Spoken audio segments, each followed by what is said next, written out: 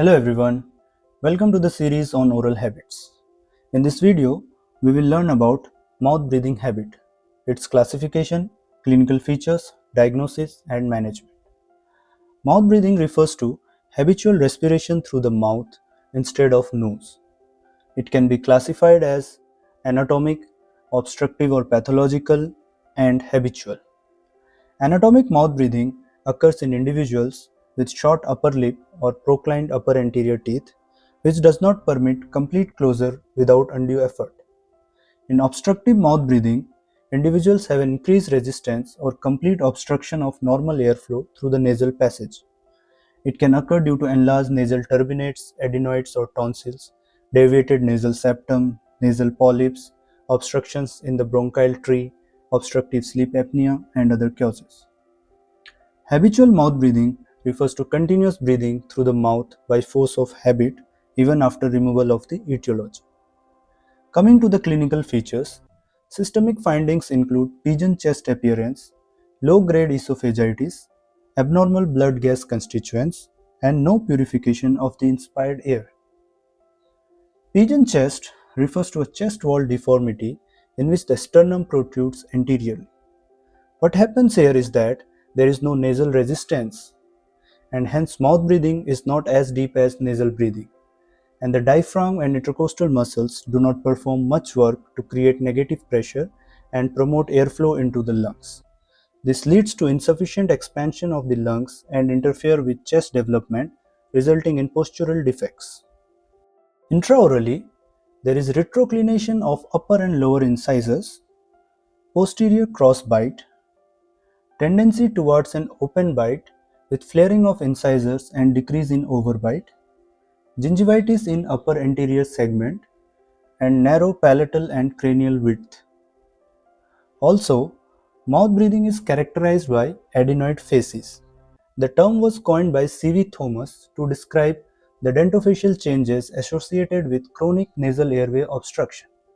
It is characterized by long narrow face that is often expressionless, narrow nose with slit-like external layers, incompetent lip posture with short upper lip and fuller lower lip, gummy smile, and V-shaped high palatal vault. The diagnosis of mouth breathing involves several tests, some of which we will discuss here. First, we need to study patient's breathing without informing the patient. In nasal breathers, lips will touch lightly during relaxed breathing, while mouth breathers keep their lips apart. Next is the mirror test. A double-sided mirror is held between the nose and mouth. In nasal breathing, there will be fogging on the nasal side of the mirror, while in mouth breathing, fogging will be on the oral side. Messler's butterfly test involves placement of small wisp of cotton in the shape of butterfly below the nostrils. In nasal breathers, the cotton fibers flutter down. In water holding test, the patient is asked to fill the mouth with water and retain it for some time.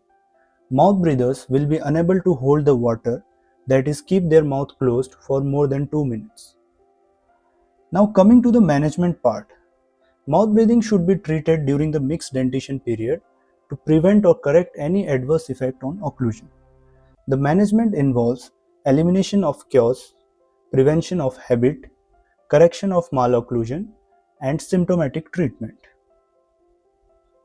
Elimination of cause involves removal of the etiological factors such as nasal or pharyngeal obstruction, control of respiratory allergy if present, and rapid maxillary expansion in case of narrow constricted maxillary arch.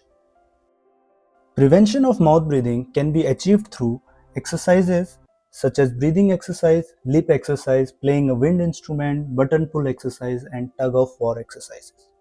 Also, maxillothorax myotherapy and oral screen can be used. Correction of malocclusion involves use of oral shield appliance, monoblock activator, and interceptive methods such as chin cap.